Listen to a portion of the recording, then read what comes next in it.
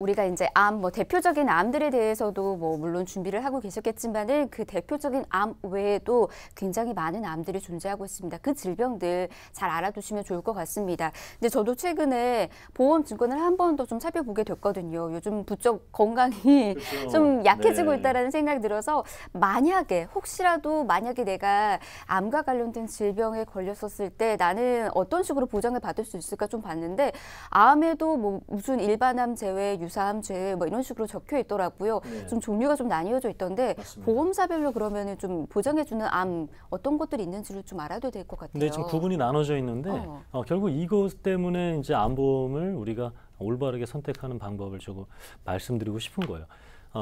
많이 발병하는 것을 우리가 보험금을 제대로 받자. 우리 그 식사 요즘 아무래도 외식을 예전보다는 많이 못하다 보니까 배달 많이 시켜 먹죠, 그죠? 그럼 우리가 앱 같은 거를 핸드폰 앱으로 통해서 시킬 때 처음 보는 식당, 처음 보는 메뉴를 고를 때 시청자 여러분 무엇으로 우리가 판단합니까? 리뷰와 후기들 다 보시잖아요, 그죠? 별이 몇 개인지, 여기 서비스가 아니면 배달 시간이 얼마나 되는지 이런 거 리뷰 보고 우리가 먹는 거를 선택한단 말이에요. 그러면 결국에는 그런 리뷰들이 많고 괜찮은 것들이 많았을 때 난 여기 이거를 고르는 것처럼 암도 아까 10위권 안에 있는 이 모든 암들이 발병했을 때 만약에 보험금을 다 받을 수 있는 그런 리뷰가 있다. 그런 후기가 있는 암보험을 선택해야 되는데 우리가 금융상품에서는 그런 것들을 놓치고 그냥 가입했다는 겁니다.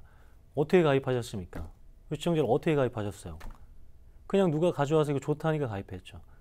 홈쇼핑 옷 보려고 이렇게 신발 보려고 이렇게 보다가 보험이 나오는데 괜찮은 것 같아서 그냥 덜컥 사은품이 막 무슨 건조기인가 세탁기 막 조그만 거 돌아가니까 그거 보고 막 사신 분 보험 가입하신 분도 있잖아요, 그죠? 그러면 과연 그것이 나를 위한 보험이었나 아니면 그들을 위한 보험이었나를 이제 확실히 아셔야 될 때가 됐겠고요.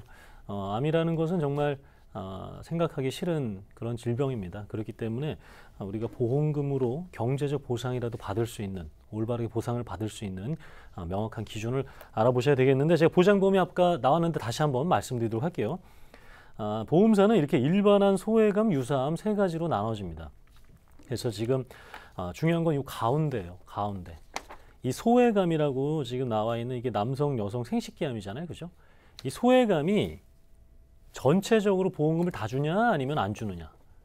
내 보험이 이 소외감에 분류가 되어서 발병했을 때 보험금을 100% 다 주느냐, 20% 주느냐, 10% 주느냐, 40% 주느냐. 요겁니다, 요거. 그래서 오늘 시청자 여러분 내 암보험에서 가입설계서나 증권을 보시면 10% 적혀 있냐, 40% 적혀 있냐, 아니면 그런 거 안 적혀 있으면 100%예요. 그렇기 때문에 이 것들을 내가 보험금을 올바르게 받을 수 있는지를 꼭 챙겨보셨으면 좋겠고요. 손해보험사 같은 경우에는 2013년도에서 2017년도에 가입한 암보험 같은 경우에는 제가 말씀드린 조금 적게 주는 게 있고요. 생명보험사는 거의 대부분 여기 안에 해당되면 적게 줍니다. 그래서 보험사별로 시기별로 내가 언제 가입했는지 지금 이 방송 볼 때 그나마 생각날 때 체크를 하셔야지 지나고 나면 또 못해요. 깜빡깜빡 하시잖아요, 그죠? 저도 그래요. 저도 그래요. 내가 뭘 해야지 했다가 잠깐 누워 있다가 한 몇 분 지나고 나면 근데 뭐 하려고 그랬더라? 저만 그런 거 아니죠? 시청자 여러분 저만 그런 거 아니죠? 네. 뭐 하려고 그랬더라? 내가 뭐 하려고 한참 뒤에 생각나거든요. 그러니까요. 자, 그러면 지금 보실 때 내 암보험 이거 되게 중요하잖아요. 질병과 돈에 관련된 거니까 내 암보험이 몇 프로였더라? 생각날 때 한번 보시고 끝나고 나서는 다시 주식장으로 돌아가서 내 주식이 다시 잘 되고 있나 확인하셨으면 좋겠습니다. 저는 계속 깜짝깜짝 놀랐어요. 자꾸 제 얘기를 하시는 것 같아서 너무 놀랐는데 여러분 참 그렇습니다. 이 암이라는 게 그냥 걸리는 것도 좀 속상한데 이 보험 안에서 암도 분류가 되어 있다라고 하니까 이와 관련해서 나중에 이제 보상받고 싶어 하셨던 분들은 못 받게 됐었을 때 그 좌절감 크지 않을까 싶습니다. 그 전에 우리가 미리미리 한 번 더 점검하시길 바라겠고요. 혹시라도 지금 비어 있다면 이 시간 통해서 꽉꽉 채워가시면 되니까 걱정하지 마시길 바랍니다. 근데 이제 암 암 외에도 이 이야기도 있더라고요. 이대 질환과 관련된 부분들, 특히나 이제 심장, 뇌혈관 질환이 매년 10월 이후부터 이 질환자들이 좀 늘고 있다는 얘기가 있던데 이건 무슨 얘기인가요? 그러니까 우리는 보통 이게 심장 질환, 뭐 뇌 질환 생각하면 아주 추운 12월부터 아니면 1월, 2월 이럴 때, 3월 뭐 이럴 때 생각하는데 그렇지 않아요. 자, 우리 추석 전까지 생각해 보자면 추석 전까지도 반팔 입고 다니신 분들이 있을 거예요. 그죠? 날이 더웠으니까. 더워지다가 정말 이번 주 월요일부터 굉장히 추워졌잖아, 아침부터. 그죠? 그러면 그 넓혀져 있던 그런 혈관이라든가 우리 지나가는 길들이 갑자기 좁아지는 겁니다. 우리 옛날에 배웠죠. 이 철도라는 게 그대로 일자를 하는 게 아니라 날씨에 따라 늘어짐과 줄어들음이 있기 때문에 중간중간 이음새라는 게 있잖아요. 다리들도 뭐 고속도로도 이렇게 만들 때 보면 그런 이음새가 있는데 우리 혈관이 넓어졌던 그 혈관이 날씨 변화로 해서 다시 작아지는 거예요. 그러면 같은 양을 보내야 되는데 길이 줄어든 거잖아요. 그러면 우리 병목 현상이라고 명절 때 되면 왜 이렇게 톨게이트마다 차들이 막 꽉꽉 미어 차 있어가지고 톨게이트 지나야 조금 뚫리고 톨게이트까지는 막 1, 2km 밀려 있는 이런 현상이 10월, 11월에 많이 발생하다 보니까 오히려 이 심장질환과 뇌질환이 더 지금 같은 계절에 발생 많이 하는 이유가 되겠습니다. 네, 그렇다 보니까 우리 작가님도 이와 관련된 질병을 이렇게 불렀더라고요. 침묵의 살인자. 네, 굉장히 무서운 질병이다라는 거 여러분들 꼭 알아두시면 좋을 것 같고요.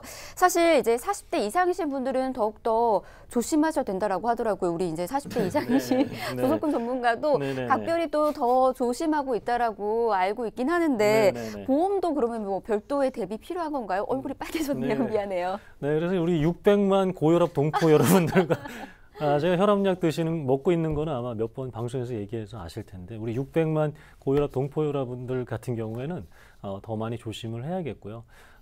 부족한 것들 아마 우리가 뭐 어제는 유병자 보험을 얘기했는데 시기적으로 2년, 1년 그것이 해당이 안 돼서 못 가입하셨던 분들 325, 31 뭐 이런 것들 조건에 해당되는 시기가 넘었다면 반드시 추가적으로 준비해야 돼야겠습니다.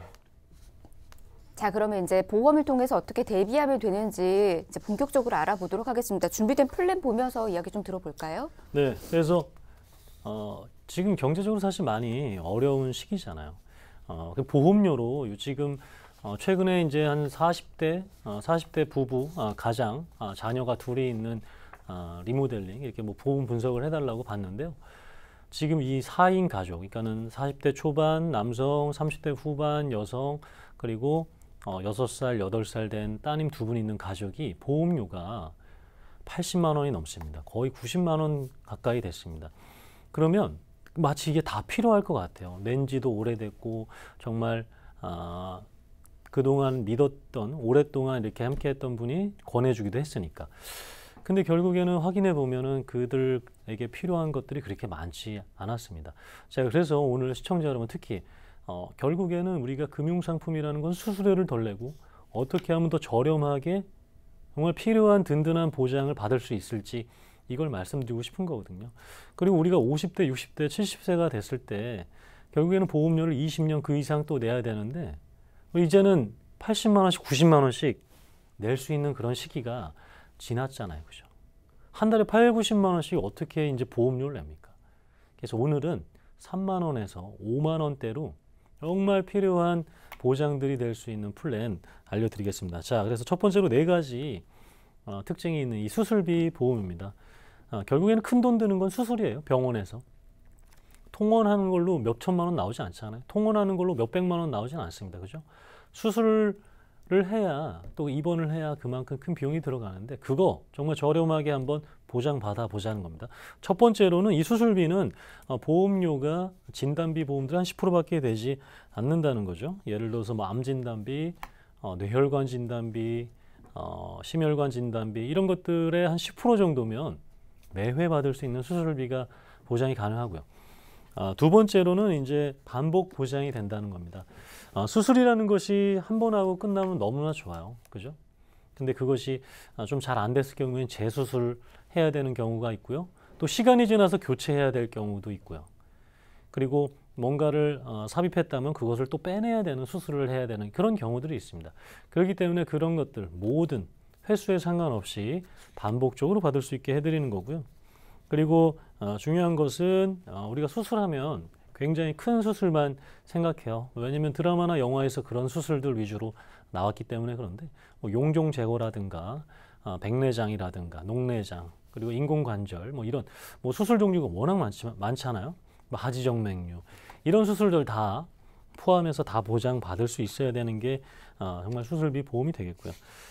결국에는 이제 이런 것들 보장되는데 누가 더 저렴하게 해줄 수 있는 회사를, 상품을, 그리고 추가적인 납입 면제 기능까지 있느냐 없느냐, 이런 것들이 종합적으로 됐을 때 우리가 정말 해지 안 해도 되는 보험을 선택할 수 있는 기준이 되겠습니다.